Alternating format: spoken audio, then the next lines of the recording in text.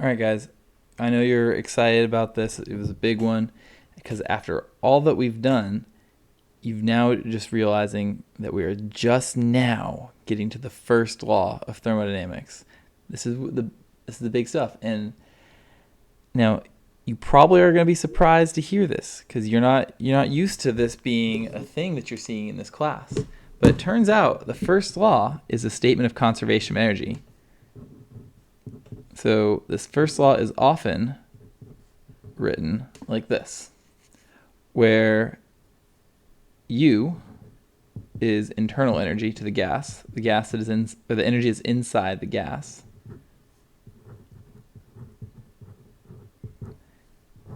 Q is heat added to the gas.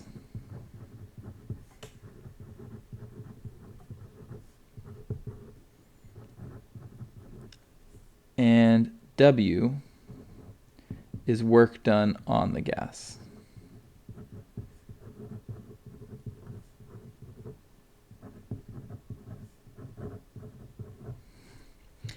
Now, you might see some different versions of this. They're just slightly different other places that have different signs. I mean, you could also put delta signs on here. Like if I did delta U equals delta Q plus delta W. Some people do that. It's not substantially different because, I mean, this really means heat added, so the change in heat. This is work done, so the change in work. One of the different versions you might see, depending on who you talk to, is you might see it with a minus sign, and that's just because they're defining this differently. They're defining that as work done by the gas, and that would make it minus because heat added is positive, work leaving the gas would be negative, right? But it's just a difference in terminology. I mean, if you just remember that it's conservation of energy and say, hey, my total energy is equal to the change in energy of my system, or the total change in my energy is equal to the total change in my system, is more a little bit more accurate, then you're fine. So, I mean, that's the basics of the first law. It's a conservation of energy law. So if I said to you, and so all these are measured in joules. By the way, heat is measured in joules, right? I don't know if you guys know this, but why is Q the symbol for heat? Well, because when you write heat, you have an invisible and silent Q at the start of your word. So if you write it like, Q is the symbol, right? So you'd say Q equals heat. You see the Q there? Yeah. So I'm going to write these as delta because I personally like the deltas. So yeah, it's just a statement of conservation of energy. It's just how much has the energy in my system changed? Well, how much heat did I add? How much work did I do? Or, yeah, how much work was done? So if I said, so how would we do this? Well, how do we define work by a gas is an important question. Because heat, we're usually going to talk about in terms of joules and in terms of things like that. We can do that by change in temperature and specific heat. I think you guys have done that in chemistry. So most of the time, we're going to define delta Q as mass times specific heat capacity times the change in temperature. So let's write those just slightly separately. Mass, M equals mass, C equals specific heat capacity.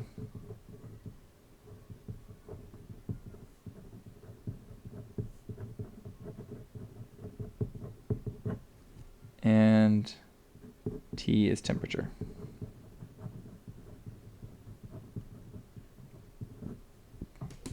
So work, we are going to define not too differently than that. Because work is like force times distance, right? Normally we say that work is force times distance. Maybe there's a cosine there if we're doing something fancy in mechanics. But we're not going to worry about that in this part. So what if I wanted to rewrite this slightly? What if I said I want to divide, like in math you can do multiply by a clever form of 1 without changing it. So what if I said that work is equal to force over area times let's call this length instead of distance. Length times area. So I divided by area and I multiplied by area. So I haven't changed anything, right? But now if I say force over area, that sounds like pressure, right? And if I say length times area, that sounds like volume. So, but this has to be change in distance, right? So this is force change in distance. So I really need to make this guy delta L. So this is going to be pressure times the change in volume is going to be an equation for work that we're going to use. Slide up just so you can see a little better. And I mean, that's the gist of what the first law is. So let's do just a basic problem real quick. Let's get a new page. All right. So let's say you have a gas and it has let's say you have 2 moles of a gas. So we'll say N equals 2.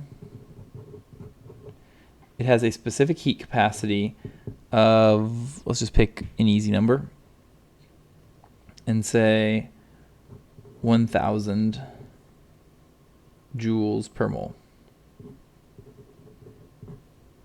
Or per kilogram. Let's go kilogram. Yeah. And then a pressure of, let's just say it's at a little bit higher than atmospheric pressure, so we'll say 150,000 pascals.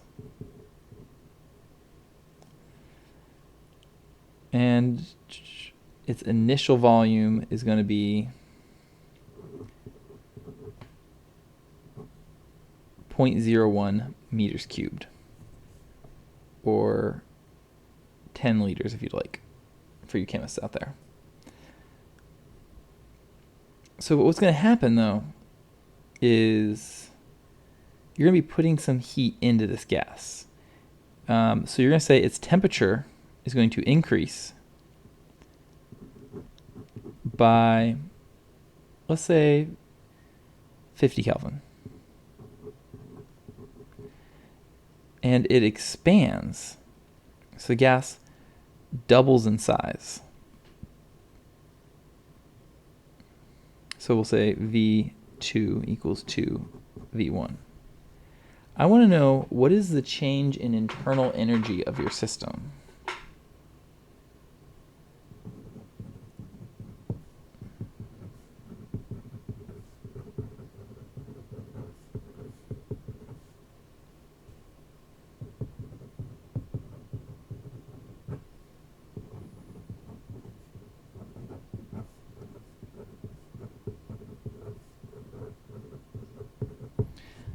So if you guys want to work on this for a minute here, you can pause it and get going. Otherwise, I'm going to keep going.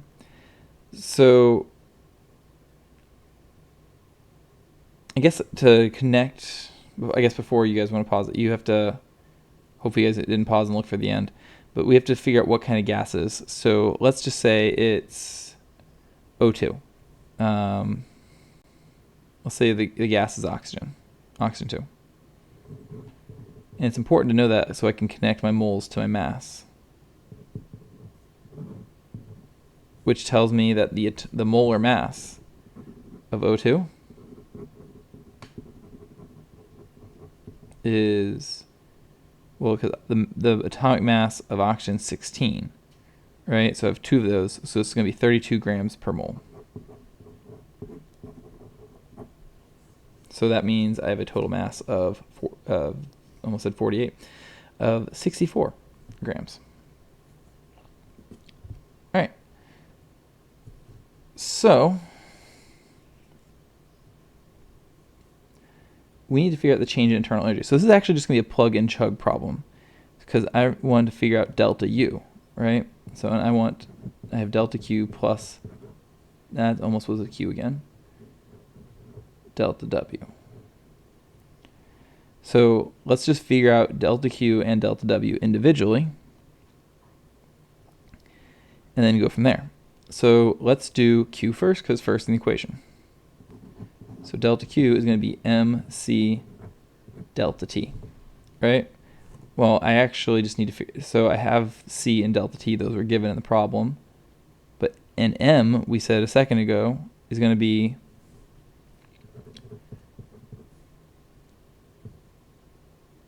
two moles. I like to put over 1 just because when I'm doing stoichiometry, it feels nice. Times 32 grams per mole. Let's just slide to the right, and then we'll say times 1 kilogram per 1,000 grams. So your mass is going to be 0.064 kilograms. All right. So now just put it into delta Q.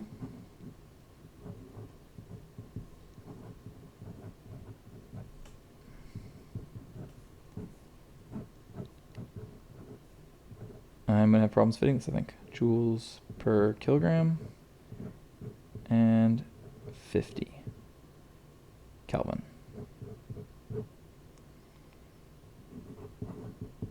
So delta Q is 3,200 joules.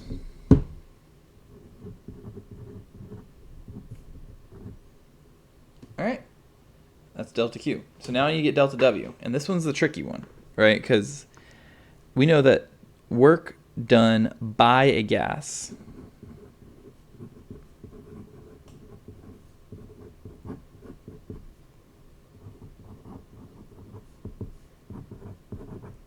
P delta V.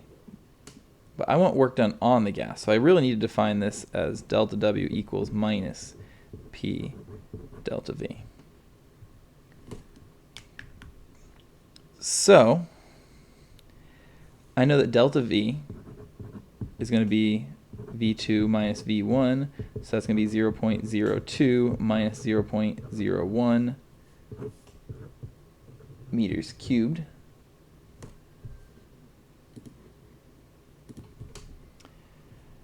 Making this just 0.01 meters cubed. And my pressure is just my pressure. I'm just going to carry that down.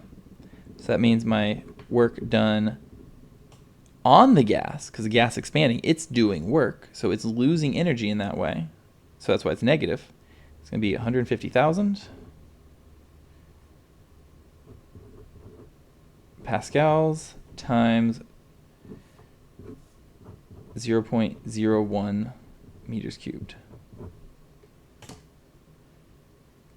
Yep.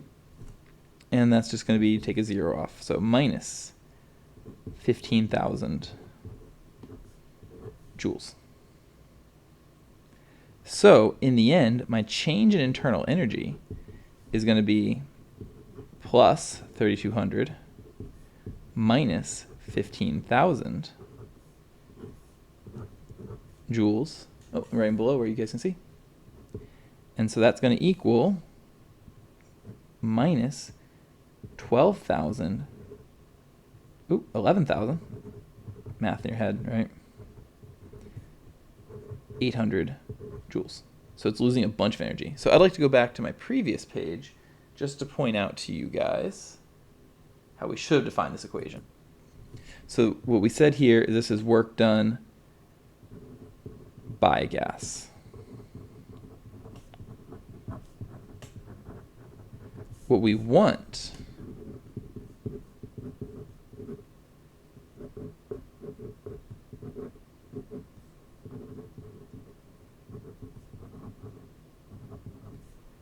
work done on a gas. Because if your gas is contracting, right, if your volume is going down, you're gaining energy. If something's squeezing you down, right, that means there's work being done on you. So this is probably the better definition, the one that we want for the way we've defined our formula. All right, let's call that one quits, and I'll see you in the next video, guys.